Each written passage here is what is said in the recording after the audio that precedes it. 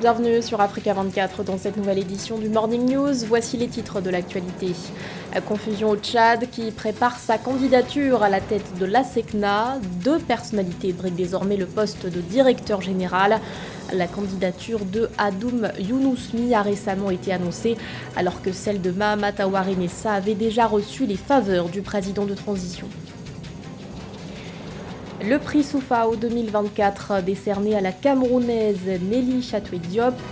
La fondatrice de la FinTech Ejara a été distinguée pour son leadership et son engagement en faveur de l'entrepreneuriat des femmes. Elle succède à la Togolaise Nathalie Dito. Et puis retour sur le concert de Black ID à Kigali.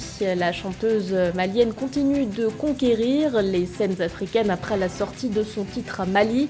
Une tournée entamée après avoir remporté l'édition 2022 du prix Découverte RFI. La CEDEAO prône l'apaisement à l'égard de la junte nigérienne. Lors de son sommet extraordinaire tenu ce 24 février, l'organisation a décidé de lever une partie des sanctions imposées au pays. Les avoirs de l'État ont par exemple été dégelés, une décision motivée par des raisons humanitaires, selon Omar Alieu Touré, le président de la commission de la CEDEAO. Les précisions de Nathalie. La communauté des États de l'Afrique de l'Ouest, la CEDEAO, a levé toutes les sanctions économiques contre le Niger et celles prises contre la Guinée. Ces résolutions ont sanctionné le sommet extraordinaire sur la situation politique, de paix et de sécurité en République du Niger, tenu à Abuja au Nigeria le 24 janvier 2024. Des décisions humanitaires selon le président de la commission de la CEDEAO, Omar Alieu Touré, qui a affirmé la pleine conscience du bloc communautaire pour le poids des sanctions sur la population. La fermeture des frontières terrestres et aériennes entre les pays de la CEDEAO et le Niger est levée. L'institution de la zone d'exclusion aérienne de la CEDEAO sur tous les vols commerciaux à destination et en provenance du Niger est levée.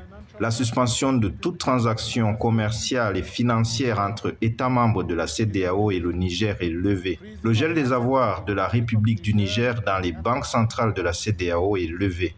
La suspension du Niger de toute aide financière et transactions avec toutes les institutions financières, notamment la BIDC et la BOAD, est levée. La communauté des États de l'Afrique de l'Ouest appelle les pays membres de l'Alliance des États du Sahel, le Mali, le Niger et le Burkina Faso à revoir leur décision de quitter le bloc communautaire ouest-africain. Ces 3 pays représentent plus de 17% de la population ainsi que près de 10% du PIB de la sous-région. Pour la CEDEAO, malgré un engagement ferme contre les changements anticonstitutionnels de gouvernement, il est temps de s'ouvrir au dialogue afin de maintenir la collaboration, notamment dans la lutte contre le terrorisme au Sahel. L'autorité encourage la CEDEAO à maintenir son approche et ses ouvertures auprès des 3 États membres et à continuer de rester saisie de la situation. L'autorité réitère la nécessité urgente pour la CEDEAO d'accélérer la mise en opération de la force en attente pour lutter contre le terrorisme dans la région, y compris les éléments de la force opérationnelle multinationale conjointe et de l'initiative d'Accra. La CEDEAO a enjoint le gouvernement de transition du Niger de libérer l'ex-président Mohamed Bazoum et toute sa famille. Concernant la situation politique au Sénégal, le bloc communautaire a préconisé le dialogue pour sortir de l'impasse politique dans le but de l'organisation d'une élection présidentielle apaisée. Dans le pays, le chef de l'État Macky Sall a convié les partis politiques en course pour le scrutin à des concertations les 26 et 27 février 2024. Les perspectives économiques sont encourageantes pour le Mali. Cette année, le pays devrait enregistrer une croissance de son PIB réel de 5,3%, un rebond dû notamment à une redynamisation des activités extractives, selon la Banque africaine de développement. Pour 2025, le ministre de l'économie et des finances, Salou Seni Sano, prévoit un taux de croissance de 5,1% à Manéji.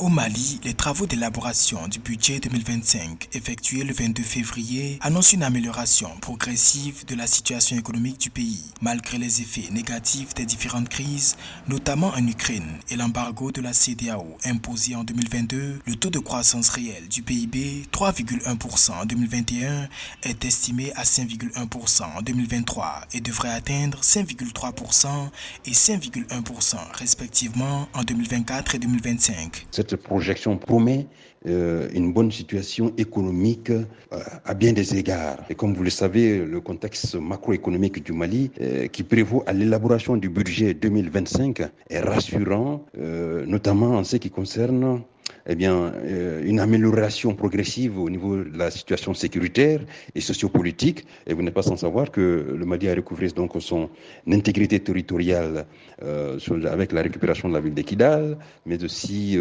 il y a eu sur le plan politique l'adoption en juillet dernier de la nouvelle constitution, mais aussi également le déclenchement donc du processus du dialogue intermalien qui est en cours.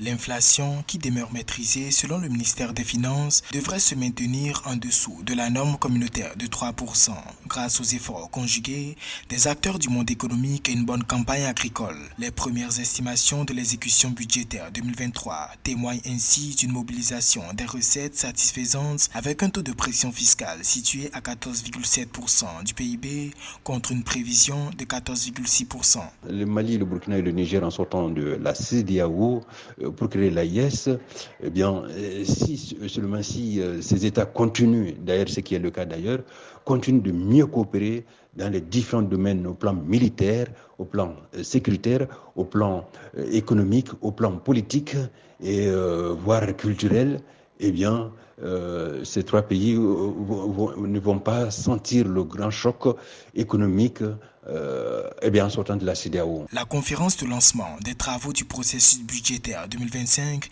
intervient dans un contexte marqué par de multiples défis auxquels l'État malien fait face. La bonne gestion des finances étant le principal moyen de bien conduire la stratégie nationale du développement, faisant désormais partie de l'Alliance des États du Sahel. Le Mali amorce un tournant décisif visant à assurer son indépendance économique et son intégrité territoriale.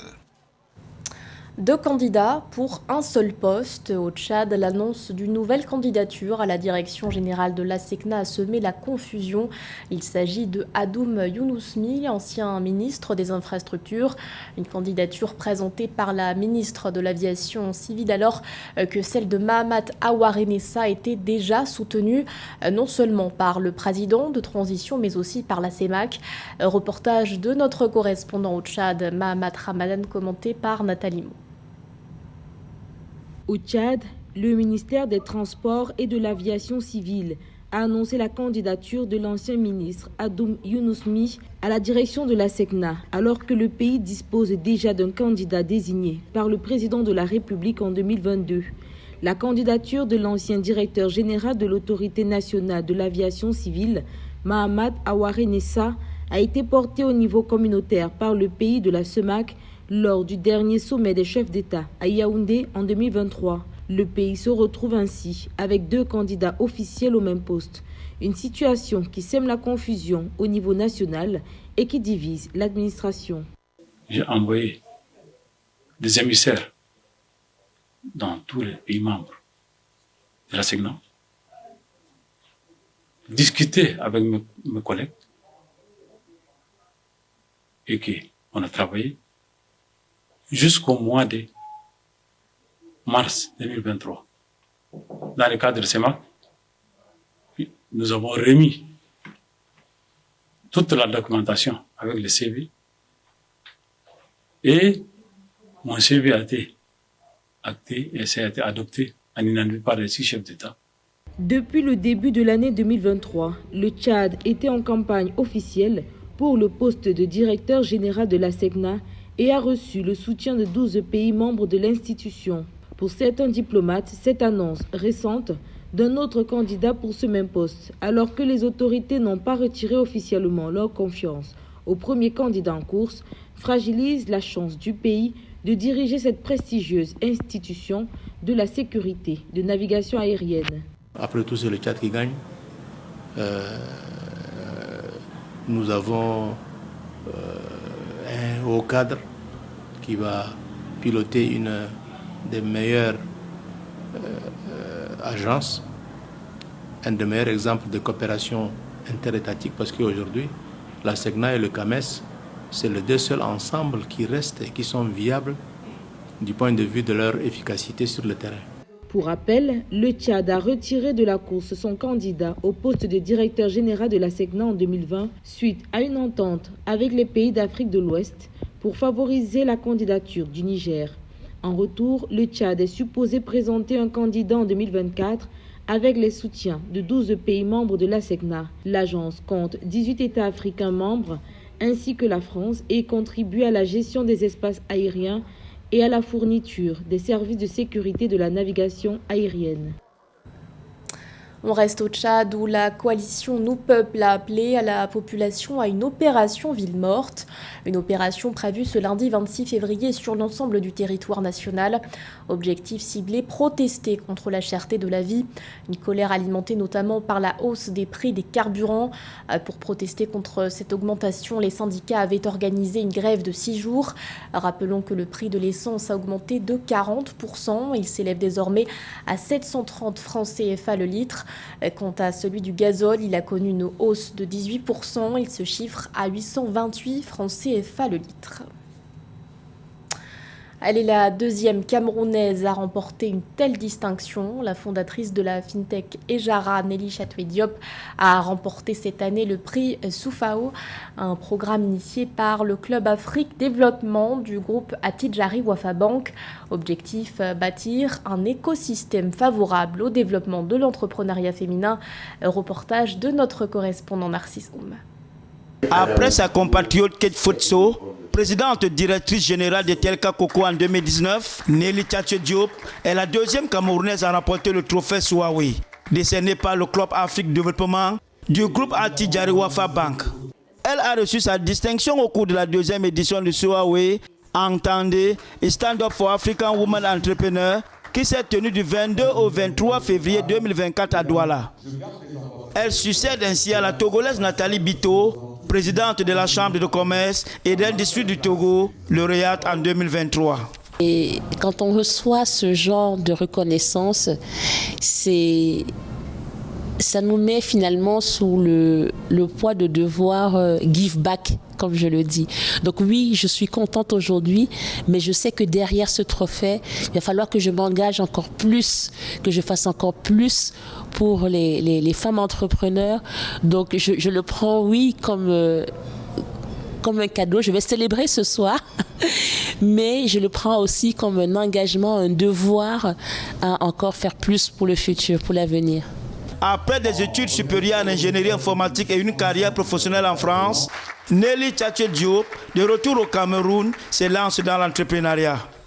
Elle crée en 2020 Ejara, une plateforme qui propose l'achat, le transfert, la sauvegarde et l'épargne des actifs numériques en toute sécurité.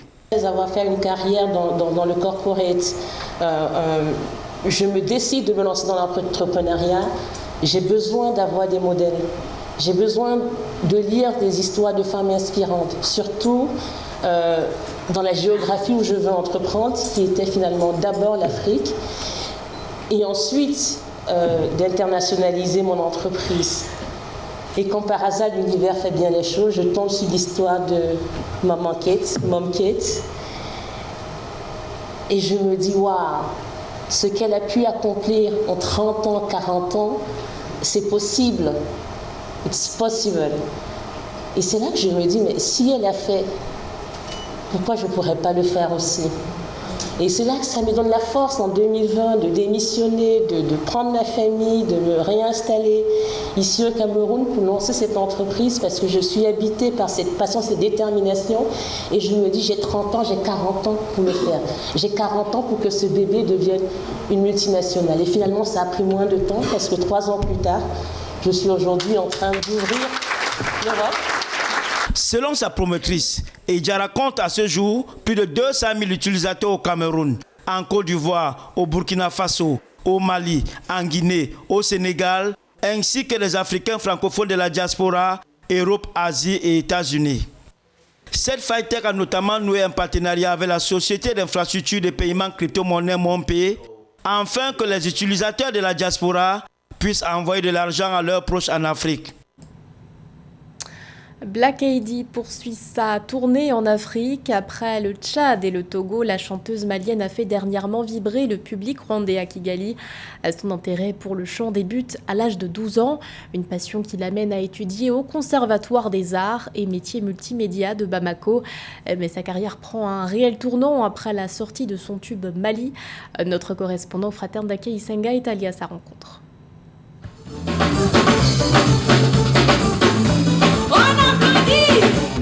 À seulement 21 ans, Awa Diallo, dite Black Eyed, vit déjà son rêve de jeune fille. Voyager le monde pour faire découvrir au peuple les sons de son Mali natal. Ce 9 février 2024, la jeune artiste a donné un concert à Kigali. C'est également sa première fois dans la capitale du Rwanda. C'est un plaisir immense, franchement. C'est toujours un plaisir pour un artiste de découvrir d'autres horizons, d'autres endroits qui est différent du tien. Donc je suis très très contente d'être là. C'est un très beau endroit qui est calme et apaisant. J'aime bien. J'ai même composé quelques trucs depuis hier. Ça m'inspire de ouf parce qu'il y a ce calme-là que tout artiste recherche. Donc c'est vraiment un endroit que j'aime bien, franchement. Le Rwanda est le 4e pays africain qui accueille la jeune artiste malienne qui devrait sillonner une vingtaine de pays en concert cette année en reconnaissance pour avoir remporté le prix découverte de RFI 2022. À Kigali, elle était accompagnée de sa mère, qui est son manager, mais aussi sa plus grande supportrice. Black Eyed, avant, elle se cachait dans la chambre pour chanter. Donc un jour, je l'ai appelée, j'ai dit, je veux que tu chantes devant moi. Et je voulais savoir ce que tu es en train de faire.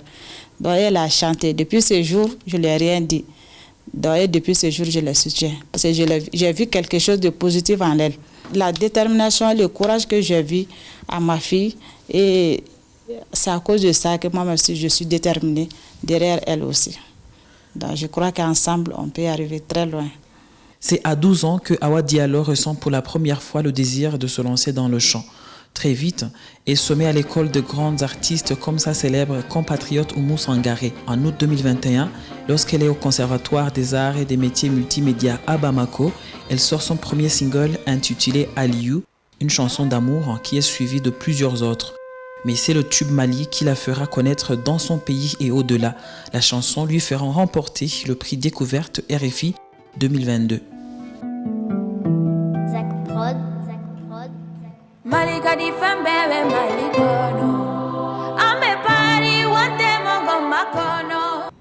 C'était le journal de la rédaction. Merci de l'avoir suivi. L'actualité continue sur Africa 24.